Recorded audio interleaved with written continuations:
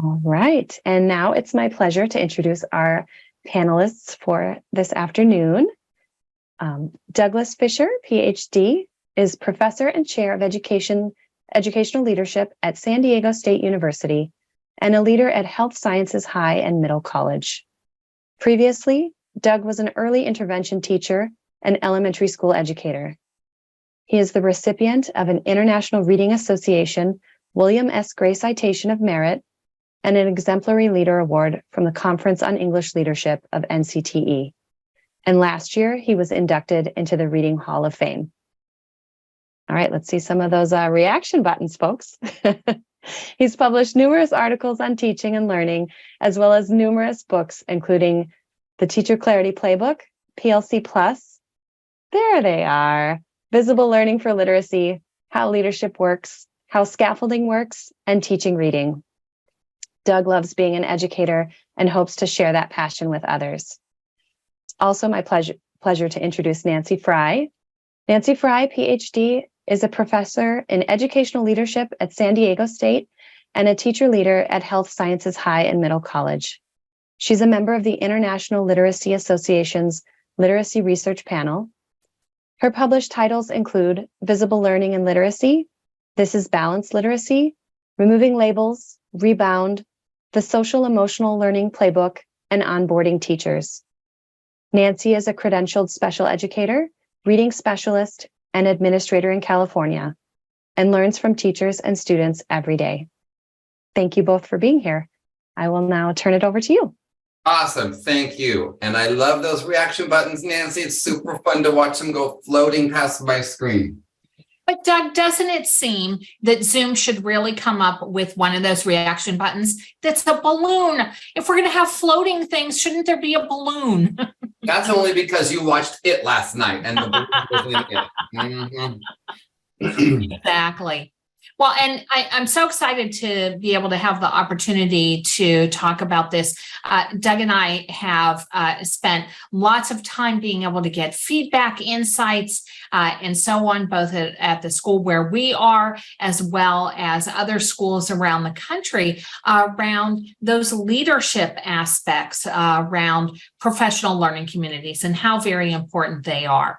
And those ideas that we've gotten in particular we've really tried to catalog within this work as well. There's a module that corresponds to each of these. Now, in this short hour that we have together, don't worry, we are not going to drag you through 15 of those.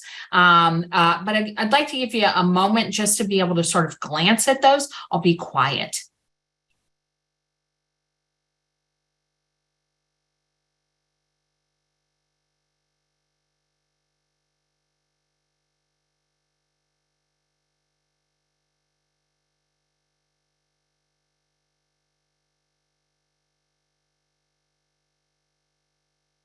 And so I'm here to share kind of a secret, and that is that successful schools are not successful schools because they have talented individual teachers.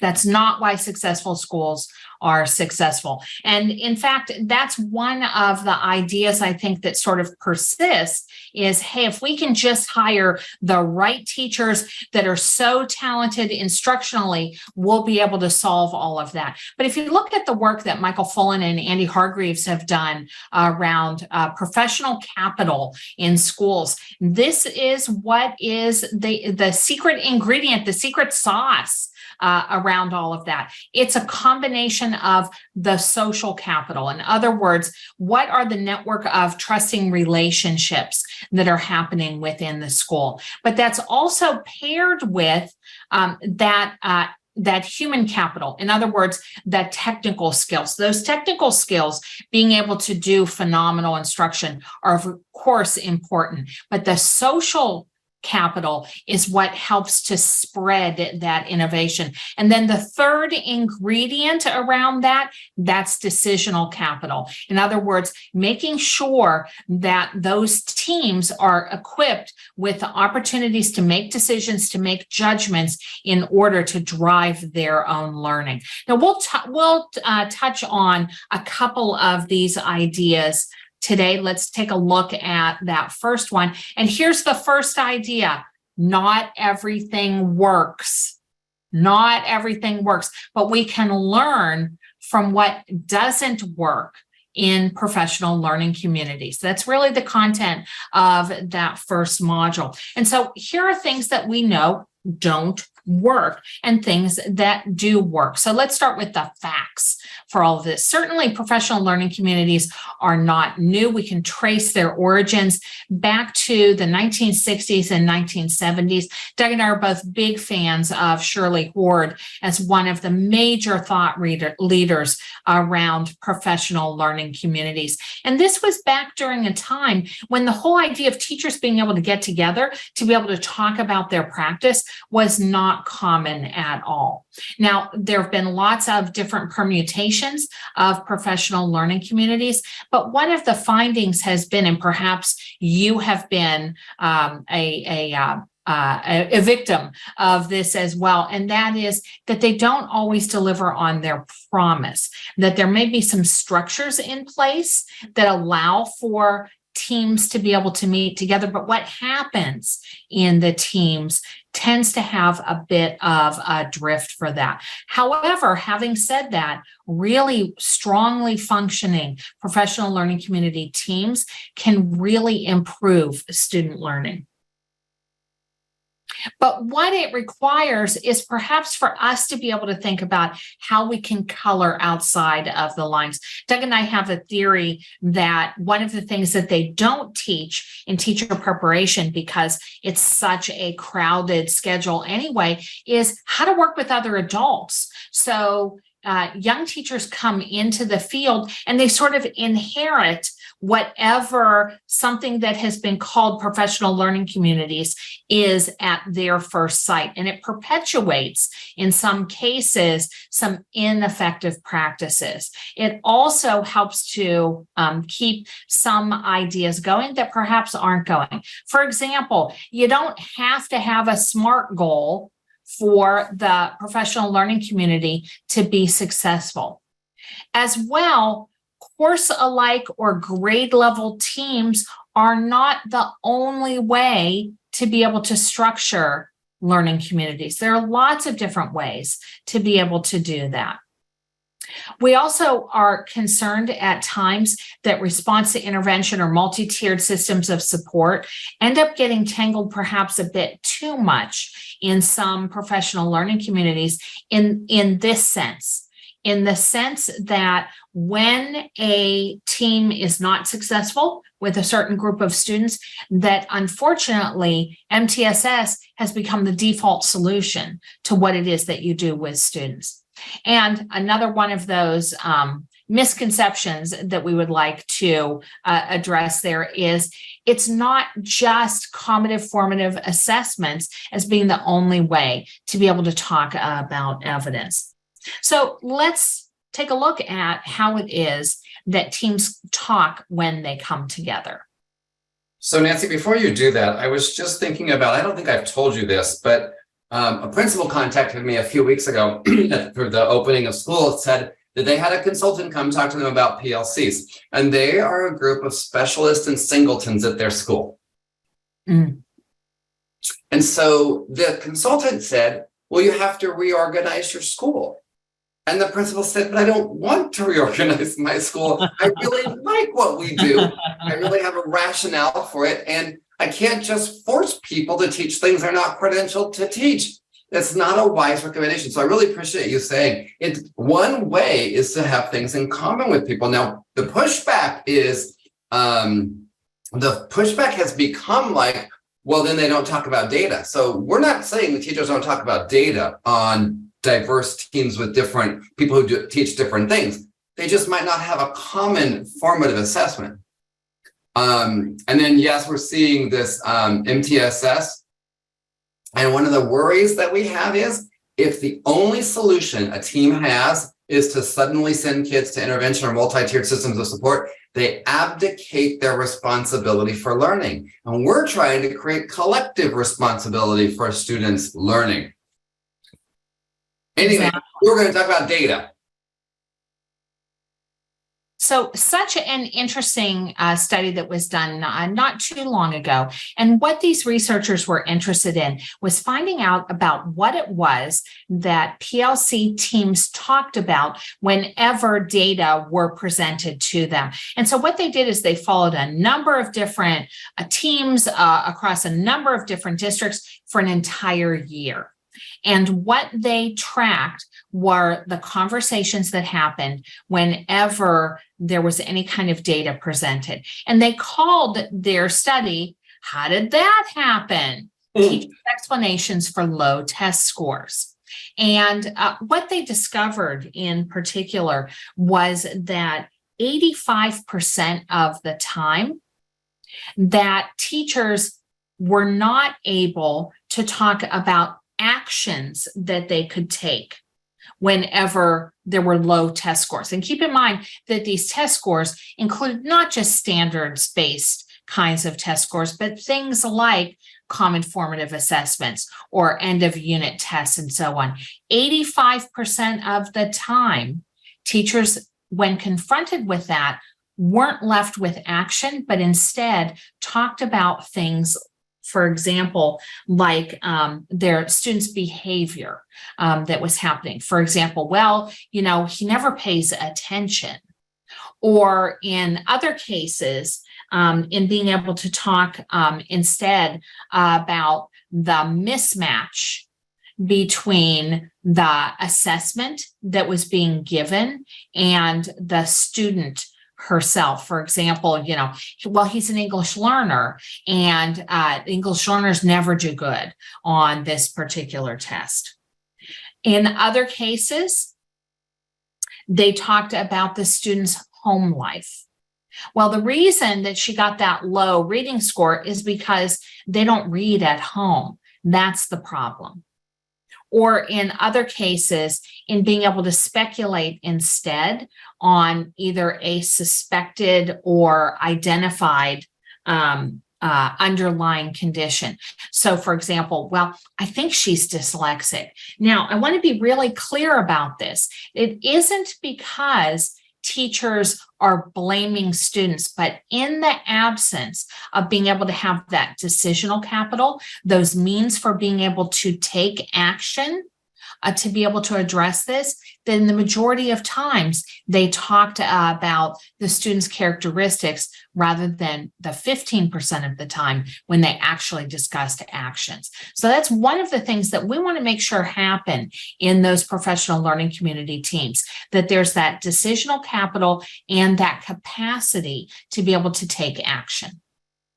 So what you're saying, Nancy, in part is we need protocols that drive us back to the data, what the data tell us, and then what we can do about it, because these other things are conversations that teachers want to have. It's just that 85% of the minutes seems a bit excessive to talk about those four things. But I would get, because I've been part of all those conversations. I certainly have had every one of these conversations. And I just wonder if you don't have a good protocol for returning to the data and a good protocol for how do you talk about moving learning forward, then you might end up doing these things that these researchers documented.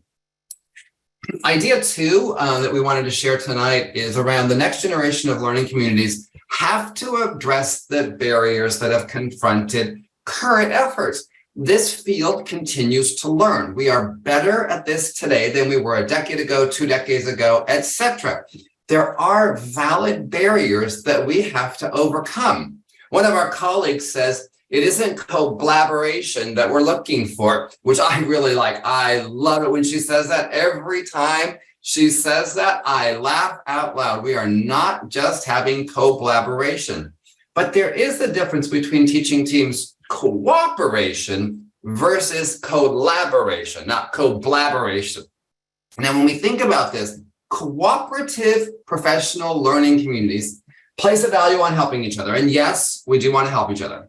Their results tend to be more variable and less predictive. They're like, oh, we can do this, or we might do this.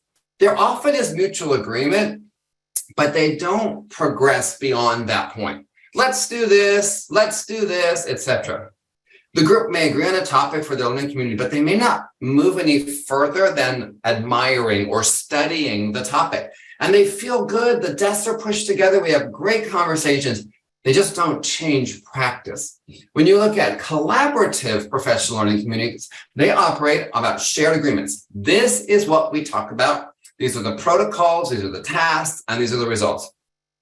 They arrive at agreements about the topic and then implement and execute the plan for action. What are we going to do about this? So we as school leaders, as instructional coaches, as site leaders, as district leaders, we have to figure out how to move from this idea of where they were in the past to moving towards truly collaborative PLCs, groups of adults coming together. As Shirley Hord, one of the architects, who doesn't get a lot of credit for this, one of the architects said, dating is a cooperative venue while marriage is a collaborative one. And we're trying to get these teams to marry each other and have a deeply collaborative relationship with one another.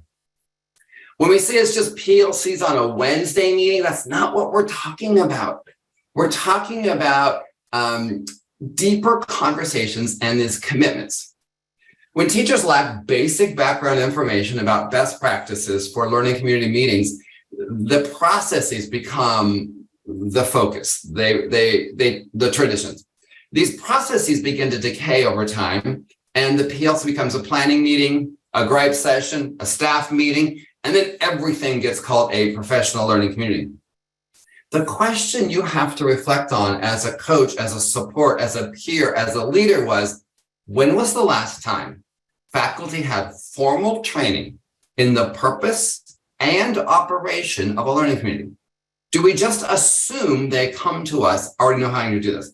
Do we assume that they've had success in the past? And if you look at the last couple of years, we've had a lot of failed starts on collaborative teams, right? I think some of the best teams that worked during COVID remote teaching, they figured out how to do this.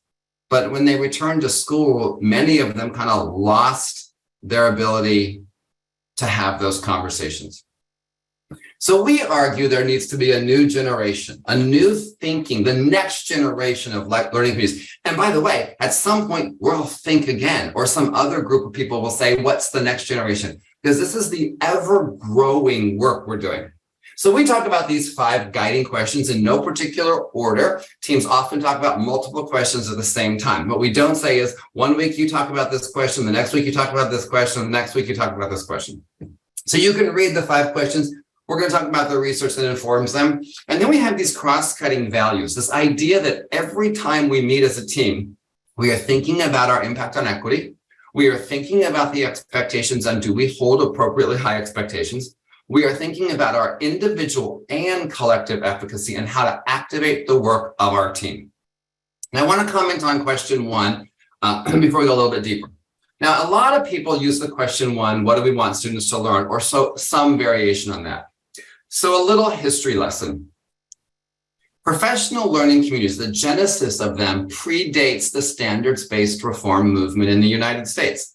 When Shirley Hord and others were sitting around and studying teacher teams and trying to figure out what to do, they had to have teachers talk about what do you want students to learn, because there were not state standards. We did not have expectations across our state. And I know some of you are not old enough to remember those times, but at one time there were no state standards. Some districts had standards, but not everybody. So a 3rd grade teacher could say, this is what my students need from me, and I'm going to teach it. And algebra could look different. World history might be different based on the teacher who taught it. This was certainly my experience in high school. My friends who were in other sections of other teachers had a very different chemistry class than I had with Mr. Van Gasbeck. He had a vision of where we were going in chemistry that differed from his colleagues, and he was allowed to have that. Now, today, we have standards. So why are teams talking about what they want students to learn? We've already decided that as a society. So teams need a different conversation. They don't need to talk about what they want students to learn.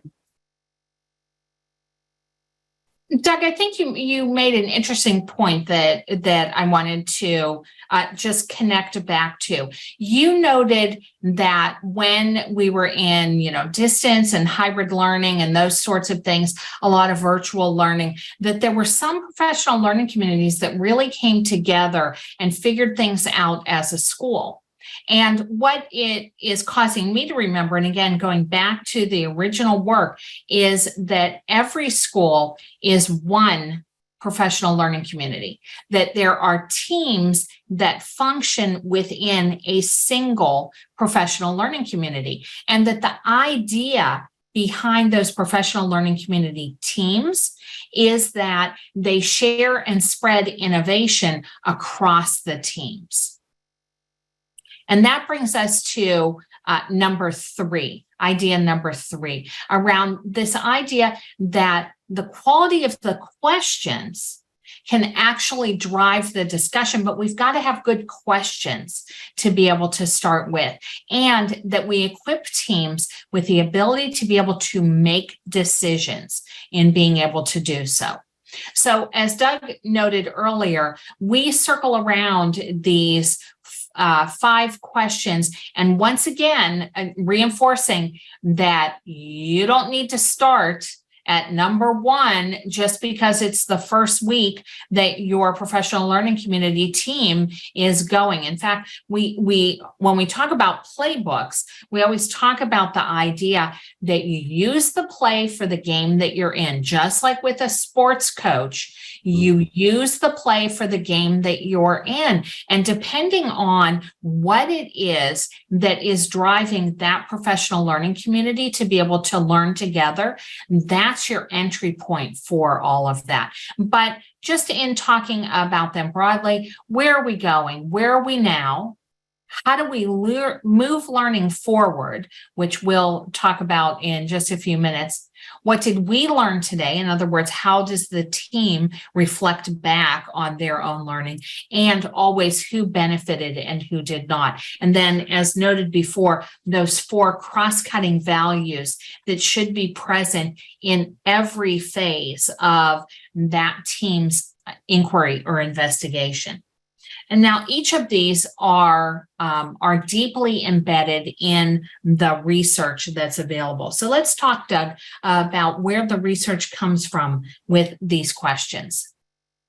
So as I was saying, that first question, we revised this first question in 2013 when we kept saying, I live in California with Common Core standards here. We don't need to talk about what we want students to learn. That's what we want them to learn. Where we're going in the journey. So learning progressions and learning intentions became much more powerful for us. We also spent more of our energy in where we're going, talking about the verbs and verb phrases in the standards, because those were the skills. And those skills approximate the rigor of what we expected students to know and be able to do. And that became a big part of that next generation. We are not debating what kids are learning. We're talking about where we're going, what's next in their learning journey, what's next after that. I do want to make a quick comment on question 2, however. And I saw some of the chat as I was talking. To date, there's been no PLC framework of any kind of anybody's that says you got to talk about what the students already know. Where are we now? None. And that is important to recognize because we have moved to strengths-based, assets-based funds of knowledge in our work. And I would encourage you, whatever teacher collaboration occurs, when you get a group of educators together, at least spend some minutes on the strengths of students. Don't fall into this deficit thinking. Don't fall into this learning loss narrative. Don't fall into this, they're so far behind. I'm not in denial that our students have unfinished learning. But if every conversation we have about our students is deficit and gap and loss, it's demoralizing. It's frustrating. And by the way, I think part of the reason that teachers are leaving, one of the reasons teachers are leaving our profession is they're throwing up their hands and saying, there's nothing I can do. We do amazing things for students. We do amazing things, but we're not spending enough time talking about the strengths of our students because that fortifies us. It feels great to talk about here's what they already know. And I don't have to teach that because they already know it. And that feels pretty awesome. You know, those issues are around understanding not only what students' assets are, but also in being able to recognize where biases can come into play. Really kind of circles back as well to that first question, where are we now, as well as where it is that we're going. There was some really interesting research that was done, and Edutopia actually named this work as being one of the 10 most influential studies that were done during 2020. And it was around assessment bias.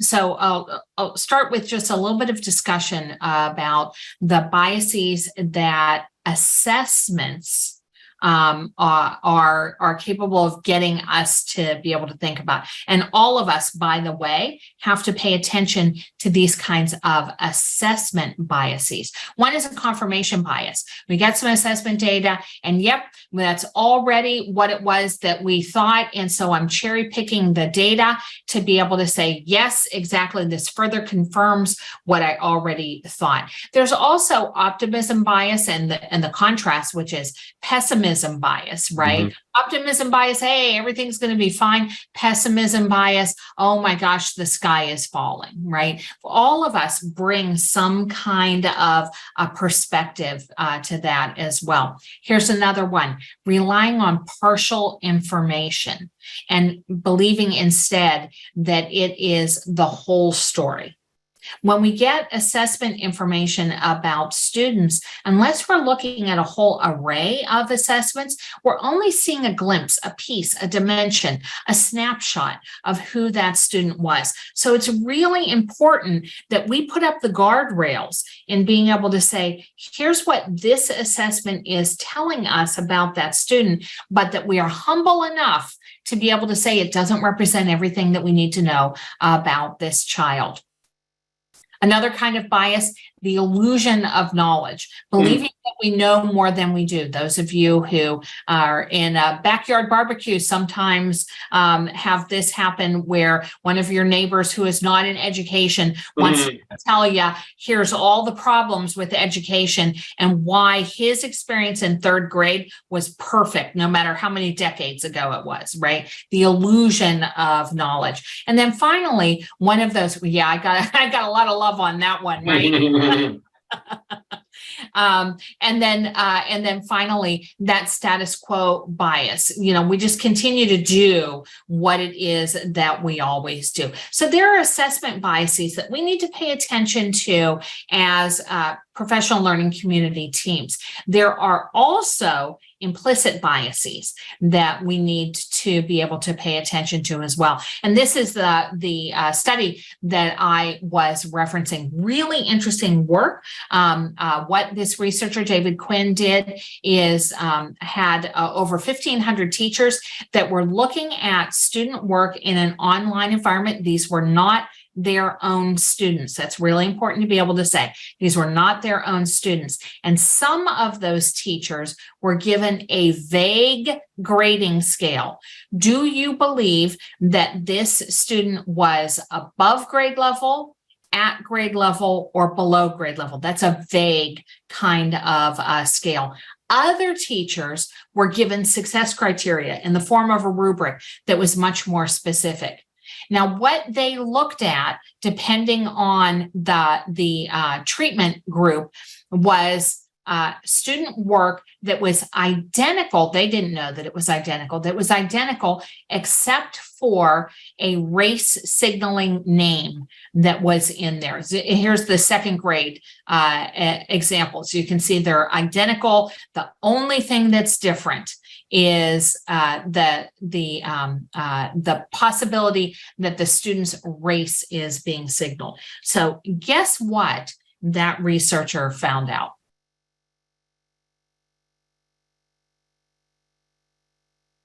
What he found out was that in the case of vague grading criteria, above grade level, below grade level, and so on, that there was a marked difference in terms of whether the person was viewing a student who they believed was Black versus a student who they believed was white.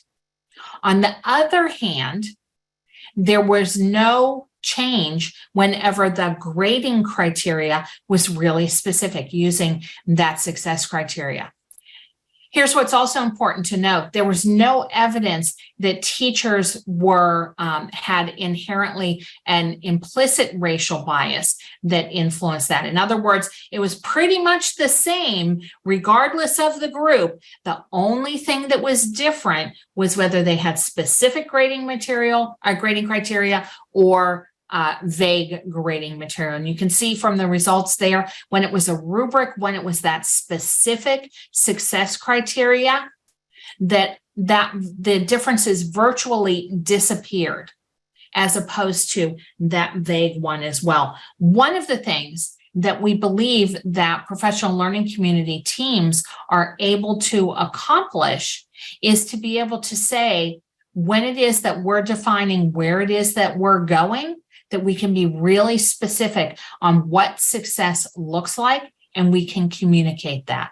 What Quinn noted as well is that bias may be larger on grading scales with those vague or overly general criteria versus very clearly specified material. An important conversation always for teams to have around their assessment biases, as well as whether, in fact, their grading criteria are vague or specific. On question 3, our updated questions, we talk about moving learning forward. And this has been pretty much avoided in learning community conversations. This has been kind of taboo to talk about. And Nancy and I have done a lot of work over the years with lots of different people who advocate for professional learning communities. And the worry has been that if teacher teams are encouraged to talk about instruction, that's all they'll talk about, which I think has a low opinion of teachers. I think we should be talking about learning and instruction and the impact between the actions we take and whether or not students learn. I worry that if we only talk about what we want students to learn, which is problematic because we already know that, and then how we know they're going to learn it, and we all leave the meeting with our assessment data ready, like I'm going to give this CFA, we never talk about how we move learning forward. We don't talk about how we support students. What are the instructional moves? What are the compensatory and adaptive approaches? When do I get to go see my colleagues and steal ideas about what they did that caused learning? So I do want to open that door. I do want to say there are some times that one appropriate conversation is, how are we going to move this learning forward? People show up to do the best they know how to do. And sometimes our colleagues have better ideas. I have spent the last 20-something years talking with Nancy and arguing with her about things we need to do better. And we go back and forth, and it's this give and take. And how do we improve it? How do we improve it? What do we do next? I know what I know. And I don't know the things I don't know, but some of my colleagues have amazing ideas. And I just want to normalize that it's okay to spend some of our learning community time talking about the actions that we can take to move learning forward.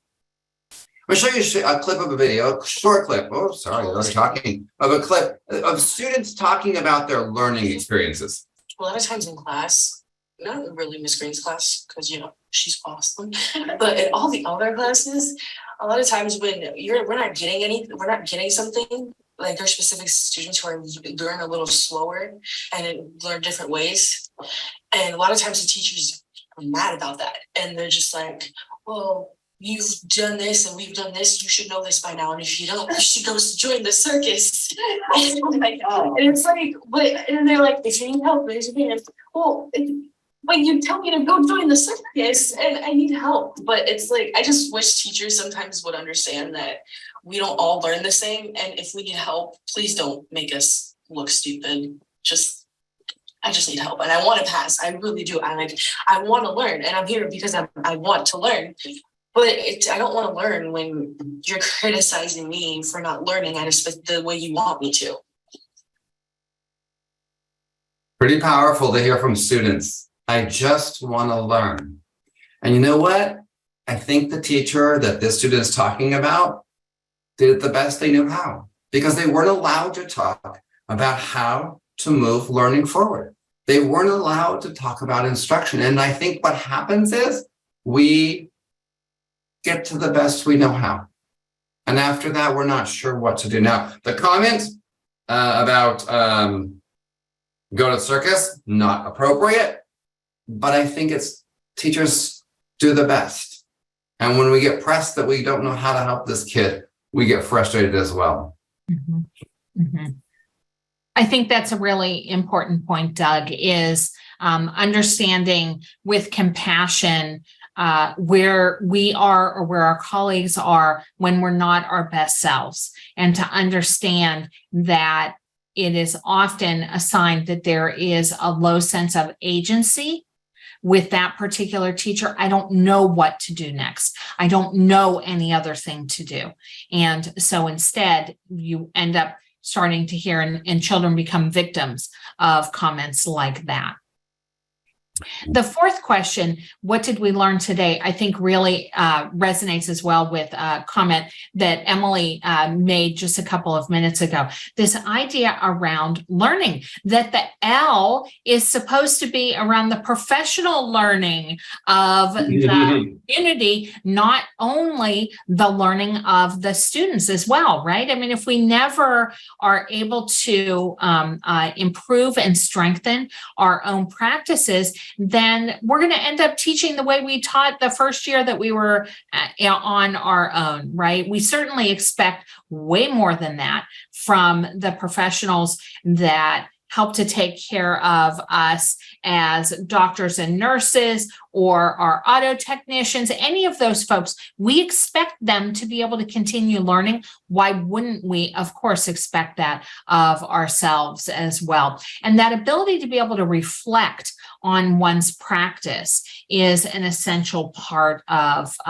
what it is that a professional learning community can do. Yes, it involves things like checking for understanding, but for the purpose of us being able to gain information about what it is that needs to happen next. Understanding the role of assessment, or I should say the roles of assessment. There are times where we are, of course, doing assessment of learning, but there are other times where we are doing assessment for the purpose of learning. In other words, for us to be able to move forward, to move the instruction forward. And sometimes we use assessment practices because they, in and of themselves, help to support the learning of students. That's assessment as learning. There are also other aspects to this as well, especially in how it is that teams are able to engage in reflective practice and expert noticing. A huge body of research has emerged around the ability of experts such as yourself to be able to notice things that other novices are not able to see as well. We all see as professionals what it is that's happening within a particular class video, for example, to be able to notice the things that are worth noticing and to screen out the things that are not worthy of our notice as well. That fourth question, an important part of how it is that the professional learning community team functions. And Nancy, it's just a reminder that what did we learn today could include a common formative assessment. I'm not a hater of the CFA, but I don't think it's the only way that teams talk about evidence. And I think what we were saying about, are we making decisions about assessment of their learning? Are you making decisions about assessment for their next level of learning? And what do we want students to learn from the assessments we give them? Like a practice test is one example. We've been using some no-show charts where we simply say to students, here's the success criteria. List all the things you know and list all the things you can show about the things you know. And there's not a lens of what the teacher's looking for that, if we give an essay prompt or we give a multiple choice test or whatever, or a project, there's a lens of what we already expect them to know. But the no-show chart is an assessment as a learning tool itself. And again, CFA, one tool, common formative assessments, nothing wrong with them. But if you change up the membership and you go vertical or you go cross-department, CFAs become really hard. And there are other ways to look at evidence besides a common formative assessment. Question 5 is who benefited and who did not. It helps us think about quality instruction and tier 1 instruction, RTI, and super importantly, barrier removal. And one of the things we've been spending a lot of our thinking about, and we've been writing more about this lately, is let's not just assume that when a student doesn't learn, we automatically link RTI and MTSS. In fact, I would argue they are too close in connections right now. I think the default is, if we think a student didn't learn, we automatically refer them to RTI, MTSS. Some students need intervention, absolutely. But what if there's a barrier to learning? What if the student regularly experiences cognitive overload? Sending that kid to intervention and then back will not change the fact that the kid has cognitive overload in this particular learning situation. We have to manage the cognitive overload. Or what if a student doesn't see relevance in what they're learning? And then they go and get some intervention, and maybe they like the person who's giving the intervention, and they go back and they say, I really don't need to learn this stuff. We have to learn about what are the barriers to learning, what are the cognitive barriers to learning, and how to get rid of them. I'm going to jump to another idea for leaders, and that is this idea of tight, loose, tight. Now, a lot of people talk about tight, loose, and the idea is tight, loose. Okay, we're arguing it's tight, loose, tight. There are some things that you are tight about, the non-negotiables. And then there are things that are loose. And then you come back around and say, okay, but what are we tight about? The outcomes that impact the product, etc. For example, you're going to have a common challenge. Your team's going to take on this common challenge. We're going to have common challenges. That's tight. What the challenges are, that's really up to you all. But I want to know the impact of you having this challenge. What does it mean? What happens? And I saw the note, Katie wrote, there's this awesome article. We'll send a link in the follow-up email from the webinar around the cognitive barriers to learning. There are 9 of them written about in the research summary. And they're also in the how teaching students to drive their learning playbook, where we unpack them. So back to the tight. So we're going to have learning goals. We want students to know what it is they're learning, and then we're going to measure student learning. That's tight. How you communicate the learning goals, what's the challenge level, that's up to you all. Or for example, we're going to have a minimum amount of meeting time. When will you all engage in collaboration? But there's some variations in how you meet and what the team does in their day-to-day meetings. But then at the other side, the tight again is, what is the evidence, action, and impact? What do we have? So I'm going to give you a very specific example from our school where Nancy and I work. We expect there to be daily learning intentions and success criteria. That is an expectation we are tied on. We want students to know what they're learning, why they're learning, and how they know they're learning. That's the teacher clarity work. How a teacher does that doesn't really matter. That's loose. You want it on your dry erase board? Fantastic. You want it in the student notebooks? Fantastic. If you want to use this language or that language, if you want I can statements or rubrics, it doesn't matter. That's what you're loose. The tight is, we walk in classrooms, the leaders visit classrooms, and they regularly ask students, what are you learning? Why are you learning it? How do you know you're going to learn it? It doesn't matter to me the process the teachers use to get there. But the fact is, we want students to have learning intentions, and we're going to check, we're going to monitor the student side of this to say, do they know what they are learning? Do they see relevance in what they are learning? And do they know what success looks like? Which is really question 1. Where are we going? Now here's the principal talking about this tight, loose, tight. And teachers initially, and when teachers were identifying what they thought was an effective learner, they had the freedom and the ability to really voice what they thought or what they think is what makes an effective learner at Romeoville High School. We validated a lot of what they said and incorporated that into our professional development plan. Okay, so by initiating their support and coming to us as far as what they thought was effective, we validated in their statement. But we also kind of knew where we needed to be in terms of our instruction. And with that key piece in the direct instruction model, which we choose to focus on, is the clear learning intentions. And we had been working on establishing learning targets for the better part of almost 6 or 7 years in the district. And our teachers have, based on our data, have about a 95% effective rate in terms of establishing clear learning intentions in terms of targets or posting them and communicating them to the students throughout the instruction. The difficulty that we had with this was the success criteria component. what does it look like when students are successful when they meet that target? Mhm. And this is a difficult journey in which we're going down currently right now. By allowing the teachers the ability to make mistakes in creating that success criteria, and also learning with us in terms of the route that the teachers are choosing to take, because that success criteria could be different for a target depending on the route that the teacher takes.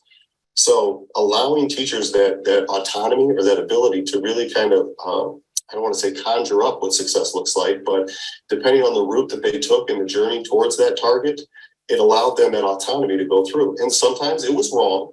And we talked through that, and we thought possibly by sharing a peer's experience or our own insight on how it could have been better, but really allowing the teacher to reflect on it their own, and then just providing support, or maybe in a different direction, or just feedback into terms of how we could do it better next time. That seemed to be an outstanding step in terms of us not only building that trust, but that culture of error, letting them know that, hey, success criteria is new. The learning intentions are there, but making sure we know what success looks like for our students is something that we're learning together. And it's not always going to be what I, the principal, say, or an assistant principal says, because of the route in which the students and the teachers are taking to get there, it might be different. And I just really appreciate that understanding. Here's our agreement as a community, and there are different ways to get there. And we have to go back and say, did it make a difference? It doesn't matter at all.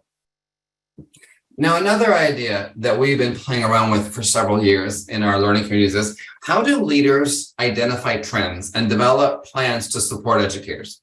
Now, what we tend to see is, I'm doing a classroom observation, I'm giving you feedback. And we tend to see like that one-way, one-on-one model. And we're running out of time. We cannot give feedback for every lesson we watch. We're going to run out of time. It's unrealistic expectation. So we've been working with this idea that we can action plan with teams. And so when we look at teams, and that can be their instruction, their team time, their learning community time, what strengths do we see? What challenges do we see? And what would be a priority? And then for the individual teacher support, are there some people who need more feedback or coaching? Are there some things that are corrective action? Like this is against what we do in education, and we want to correct that more quickly. And then really importantly, how do we support the team and the team leader? So for example, let's say you have a grade level team. Who's the grade level chair? Or you have a cross group of different disciplines. Who's the lead for that team? Because if we can figure out team support and team leader support, we are much more likely to get the support that teachers need. So let me give you an example. This is from a school that Nancy and I have supported over the years. It's not our school where we work. It's a school in the community. And they were focused on writing from sources in history. They wanted to know, can we improve students' ability to write from sources? And here are some of the things from their conversations and from walkthroughs. The teachers are using multiple text sources. The kids are encountering multiple texts over and over again. Awesome. They are referring to the claim of evidence reasoning posters that were available, and they gave the students sentence phrase. The challenge we noticed was that there was a limited academic vocabulary being used by students, and there really was no modeling of how to write. And so the leadership team said, based on this data, we have to focus on modeling first. We should show students and unpack the thinking, open up our brains, because thinking is invisible. And they said, here are a couple teachers on the team that need some feedback. Like, feedback, here's how it's going. Feedback, here's how it's going. Coaching is a little different than feedback. Feedback is, okay, so here's something to refine in your practice. Whereas coaching is around increasing the adoption of something. Mm-hmm. And then in some cases, in this case, there was one where there was no writing, there was no collaboration. And so this teacher needed some support to like restructure some corrective action there. But here's where I think it's super important. What do you want to do right away? And they decided right away, we're going to do some professional learning on modeling of writing. And we're going to bring them together in a team immediately to talk about how you model writing. And then within 30 days, they want to add some additional professional learning on vocabulary and take the teachers on a learning walk. And then in 60 days, they want to bring some student writing together and analyze it. But there was really no reason to say, let's bring the writing together now, because we know We already know they're not citing sources and they're not using academic vocabulary. So what do I want to do now? 30 days and 60 days. And that's the team level support. And then they said, how do we want to support the team lead? Maybe we need to give this person some additional higher level support training on data discussions. And maybe this person needs some help in reviewing the team agreements. What do we agree to? The team had agreed to implement teacher modeling, but it was not evident. So let's review those agreements. And how do we participate in data discussions in that next 60 days? Now, some other things we think about is, what are the resources you have on site to support that team over the next 60 days? And what are some of the resources you would use from central office to support those teachers? So for example, there are all these video exemplars of content area teachers who open up their classrooms and let us video. And there are teacher leads in science and history who do this work. So that's the central office resources. And yes, Tracy, we'll get this template to you. It's simply a Word doc that we use to kind of track where we're thinking about with our teams. It's also explained in the PLC Plus Instructional Leaders book. There's a whole bunch of examples of going through trend data. If we are instructional leaders, we have to get better at looking at trend data, not just individual coaching and feedback to teachers, but how do we support the team and how do we support the lead of that team? That final aspect and that comes at the end as well is around this idea of spreading innovation. I'll go all the way back to the beginning. What is the purpose of a professional learning community? It is to learn alongside one another. And that innovation happens or should happen not only within the single professional learning community, but in other cases, also at the district level as well.